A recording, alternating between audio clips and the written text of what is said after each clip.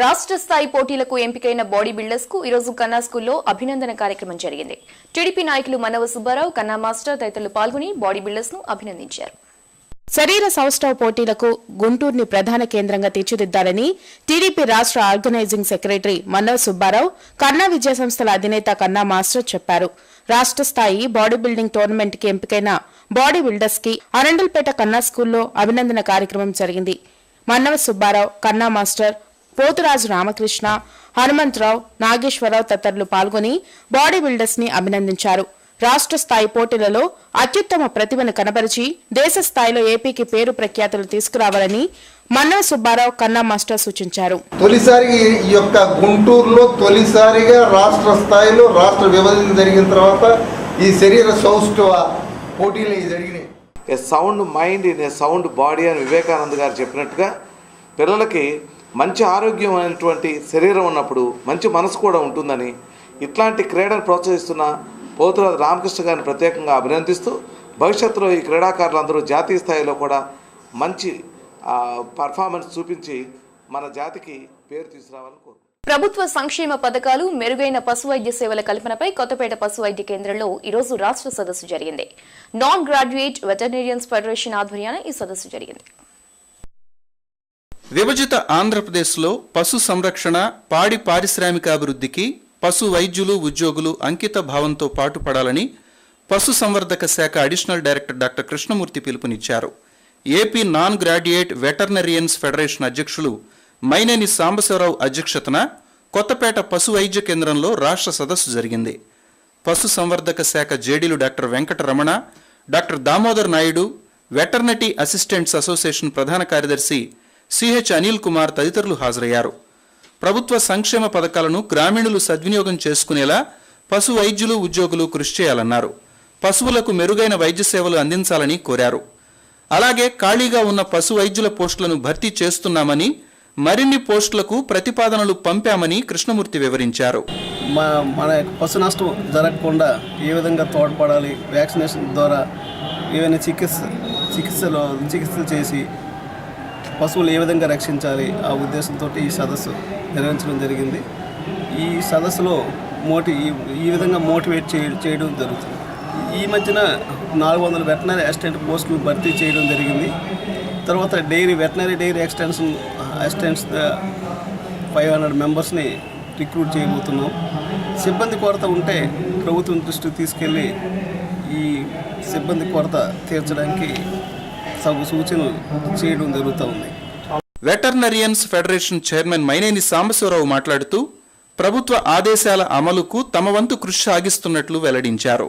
ఈరోజు మేము Andhra Pradesh non graduate వెటర్నరీస్ federation తరఫున ముఖ్యంగా ప్రభుత్వ సంక్షేమ పథకాల అమలు, అదేవిధంగా మెరుగైన పశు వైద్య సేవలు, ఇప్పుడు చేసేదానికన్నా ఇంకా మంచి మెరుగైన పశు వైద్య సేవల మీద దృష్టి పెట్టి ప్రభుత్వం ఈ పేద, బడుగు, బలహీన వర్గాల ప్రజలకి ఆర్థిక పరిపుష్టి కలిగించడానికి ఈ చాలా సంక్షేమ పథకాలని ఈ డిపార్ట్మెంట్ ద్వారా చాలా డబ్బు వెచ్చించి ప్రవేశపెడుతుంది.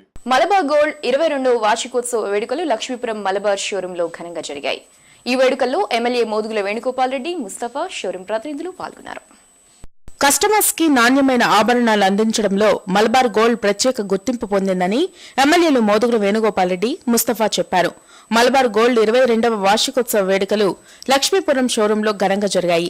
ఈ కార్యక్రమంలో ఎమ్మెల్యేలు వేణుగోపాల్ రెడ్డి, ముస్తఫా, షోరూం ప్రతినిధులు వాహబ్, నసీం ఖాన్ తదితరులు కేక్ కట్ చేసి పంచుకున్నారు.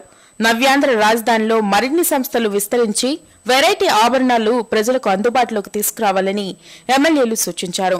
మలబార్ గోల్డ్ అండ్ డైమండ్స్ 22వ వార్షికోత్సవ సందర్భంగా యాజమాన్యానికి, వారి సిబ్బందికి, వారి ఖాతాదారులందరికీ కూడా నా హృదయపూర్వక అభినందనలు తెలియజేసుకుంటూ రాబోయే రోజుల్లో ఒక మన్నిక ప్రజల్లో వారి యొక్క మహిళల యొక్క సౌందర్యాన్ని పెంపొంచే విధంగా బంగారు నగరం అనేటువంటి మలబారు ఒక మంచి ఈ యొక్క గోల్డ్ ఆర్నమెంట్స్ని అందించేటువంటి విధంగా ముందుకెళ్లాలని చెప్పి నేను కోరుకుంటున్నాను.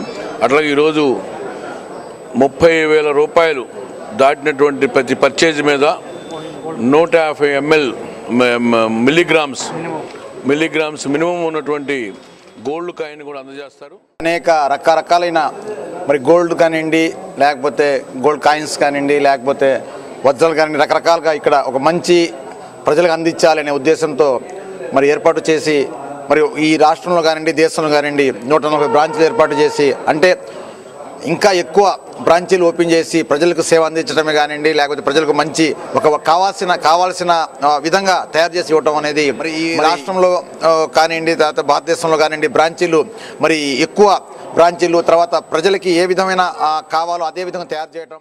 మలబార్ గోల్డ్ ఆభరణాలు అందిస్తున్న ఆఫర్లపై కస్టమర్స్ ఆనందం వ్యక్తం చేస్తున్నారు. బ్యాంగిల్స్ చాలా డిజైన్స్ ఉంటాయి.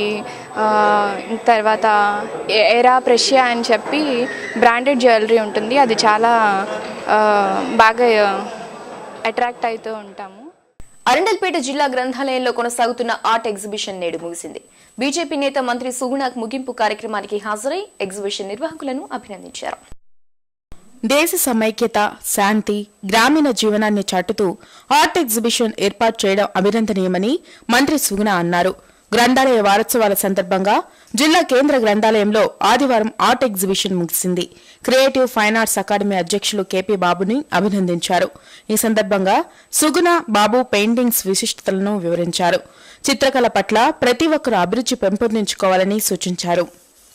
అలాగే భారతీయ సమాజానికి అవసరమైనటువంటి చిత్రం ఒకటి ఉంది ఇక్కడ. మనమందరం భిన్నత్వంలో ఏకత్వం, కాశ్మీర్ నుంచి కన్యాకుమారి దాకా మనందరం భారతీయులు అని ప్రతిబింబించే చిత్రాన్ని రూపొందించినటువంటి బాబు గారికి నేను ప్రత్యేక అభినందనలు తెలియజేస్తూ were given by MLA Modugala Venugopal Reddy garu and the sponsor Malila Kodesrao garu, MD Guides also presented the prizes. Many people visited the exhibition every day and enjoyed and complimented the original paintings. వార్తల్లో మరో విరామం.